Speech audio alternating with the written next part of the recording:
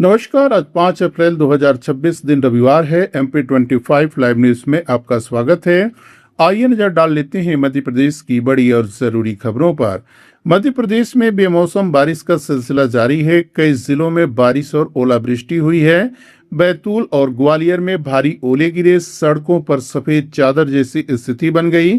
तेज बारिश और ओलावृष्टि से किसानों की फसलों को भारी नुकसान हुआ है। रायसेन, बैतूल और श्योपुर में गेहूं और सब्जियों की फसल खराब हो गई है। वहीं सिवनी और रीवा में आकाशीय बिजली गिरने से 4 लोगों की मौत हो गई। मौसम विभाग ने प्रदेश के 45 जिलों में अलर्ट जारी किया है। भोपाल और ग्वालियर सहित कई जिलों में आंधी और बारिश की चेतावनी दी गई है। मध्य प्रदेश के इटारसी बैतूल इलाके में 22 किलोमीटर लंबे टाइगर कॉरिडोर को 4 लेन बनाया जाएगा। केंद्र सरकार ने इस प्रोजेक्ट को मंजूरी दे दी है। इस परियोजना पर 758 करोड़ रुपए खर्च किए जाएंगे। केंद्रीय सड़क परिवहन मंत्री नितिन गडकरी ने इसकी जानकारी सोशल मीडिया पर दी। यह सड़क राष्ट्रीय राजमार्ग 46 का हिस्सा है। इसे 4 लेन में विकसित किया जाएगा।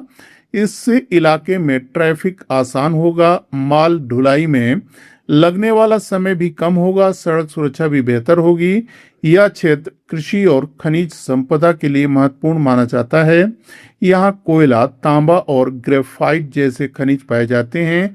परियोजना के दौरान वन्यजीवों की सुरक्षा का भी ध्यान रखा जाएगा। इसके लिए कॉरिडोर में 11 अंडरपास और ओवरपास बनाए जाएंगे। इससे जंगल से गुजरने वाले जानवरों को सुरक्षित रास्ता मिल सकेगा। मध्य प्रदेश के अनूपपुर जिले में बड़ा हादसा हो गया। कोतमा बस स्टैंड के पास स्थित 4 मंजिला अग्रवाल लाज की इमारत अचानक गिर गई। यह घटना शनिवार शाम 5 बजे हुई। हादसे में 55 वर्षीय एक व्यक्ति की मौत हो गई। वे इमारत की 4थी मंजिल पर टाइल्स लगाने का कार्य कर रहे थे। इमारत गिरने से मलबे में कई लोग दब गए। बचाव दल ने 3 घायलों को बाहर निकाला। घायलों को इलाज के लिए शहडोल मेडिकल कॉलेज भेजा गया।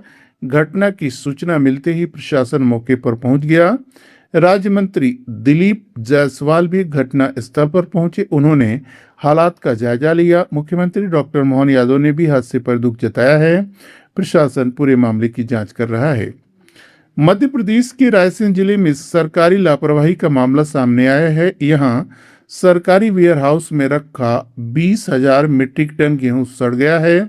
यह गेहूं 2 गोदामों में रखा था। लैब जांच में इसे अमानक घोषित किया गया है। यह गेहूं अब इंसानों के खाने लायक नहीं है। यहां तक कि यह पशुओं के चारे के लायक भी नहीं बचा है। अधिकारियों ने बताया कि गेहूं में कीड़े लग गए थे। इसे बचाने के लिए 34 बार कीटनाशक का छिड़काव किया गया। इसके बावजूद गेहूं पूरी तरह खराब हो गया है। गेहूं अब आटे की तरह पाउडर बन चुका है। इसकी कीमत 35 से 36 करोड़ रुपए बताई जा रही है। यह अनाज साल 2017 से 2020 के बीच खरीदा गया था। मामले में जिम्मेदारी तय करने की मांग उठ रही है।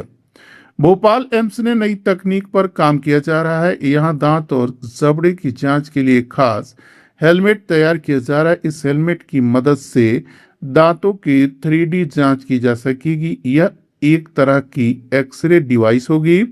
इसमें आर्टिफिशियल इंटेलिजेंस यानी AI तकनीक का इस्तेमाल किया जाएगा।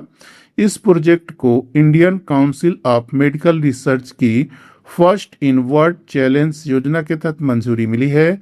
डॉक्टरों का कहना है कि इससे डेंटल जांच और इलाज आसान होगा। मरीजों को सटीक रिपोर्ट मिल सकेगी। यह तकनीक दांत चिकित्सा के क्षेत्र में बड़ा बदलाव ला सकती है। भविष्य में इसका उपयोग भारत ही नहीं बल्कि दुनिया के अन्य देशों में भी हो सकता है। मध्य प्रदेश में स्वास्थ्य विभाग में बड़ी भर्ती निकली है। कर्मचारी चयन मंडल ने नर्सिंग ऑफिसर और सिस्टर ट्यूटर के पदों के लिए नोटिफिकेशन जारी किया है। कुल 2,646 पदों पर भर्ती की जाएगी। यह भर्ती लोक स्वास्थ्य और चिकित्सा शिक्षा विभाग के लिए होगी। आवेदन प्रक्रिया 6 अप्रैल से शुरू होगी। उम्मीदवार 20 अप्रैल तक ऑनलाइन आवेदन कर सकेंगे। भर्ती के लिए लिखित परीक्षा आयोजित की जाएगी। परीक्षा 15 मई 2026 से शुरू होगी। यह 3री श्रेणी के नियमित पद हैं। उम्मीदवारों को आवेदन ऑनलाइन करना होगा। भर्ती प्रक्रिया पूरी होने के बाद अस्पतालों और मेडिकल कॉलेजों में स्टाफ की कमी कम होने की उम्मीद है। भोपाल में मास्टर प्लान लागू होने में लगातार देरी हो रही है। इसका असर शहर के विकास पर पड़ रहा है। पिछले 21 साल से नया मास्टर प्लान लागू नहीं हो पाया है। इस वजह से शहर में अवैध निर्माण तेजी से बढ़े हैं। आंकड़ों के मुताबिक प्लानिंग एरिया में 1,20,000 अवैध निर्माण हो चुके हैं। मास्टर प्लान 2047 के ड्राफ्ट में इसका खुलासा हुआ है। सबसे ज्यादा अवैध निर्माण रातीगढ़ और नीलगढ़ इलाके में है। यहाँ करीब 85,000 अवैध निर्माण बताए गए हैं। यह क्षेत्र बड़े तालाब के कैचमेंट एरिया में आता है। प्रशासन ने कीरवा और कलियासोत के कैचमेंट एरिया में कार्रवाई भी की है। इसके बावजूद अवैध निर्माण बढ़ते जा रहे हैं। इससे शहर के नियोजित विकास पर बड़ा खतरा माना जा रहा है। मध्य प्रदेश के कई शहरों में एलपीजी गैस की किल्लत सामने आई है। नए गैस कनेक्शन के लिए पोर्टल बंद होने से लोगों को परेशानी हो रही है। खासकर भोपाल और इंदौर में 14 किलो वाले सिलेंडर मिलना मुश्किल हो गया है। इस समस्या को देखते हुए खाद्य विभाग ने नया फैसला लिया है। अब 5 किलो वाले नए गैस कनेक्शन दिए जाएंगे। इससे छोटे परिवारों और जरूरतमंद लोगों को राहत मिलने की उम्मीद है। उपभोक्ताओं को गैस एजेंसी जाने की जरूरत नहीं होगी। बुकिंग कंफर्म होने के बाद ऑयल कंपनियां सीधे घर पर सिलेंडर पहुंचाएंगी। विभाग ई-केवाईसी और पोर्टल की तकनीकी समस्या को भी ठीक करने में लगा है। अंतर्राष्ट्रीय तनाव का असर अब मध्य प्रदेश के बाजारों में दिखाई देने लगा है। अमेरिका, इसराइल और ईरान के बीच बढ़ते तनाव का असर कीमतों पर पड़ा है। गैस की कमी और पीएनजी की दरें बढ़ने से खाने पीने की चीजें महंगी हो गई हैं। भोपाल, इंदौर और जबलपुर में स्ट्रीट फूड के दाम बढ़े हैं। इंदौर के प्रसिद्ध 56 दुकान और सराफा बाजार में पोहा, समोसा और कचौरी महंगी हो गई है। इसकी कीमत में 1 से 10 रुपए तक की बढ़ोतरी हुई है।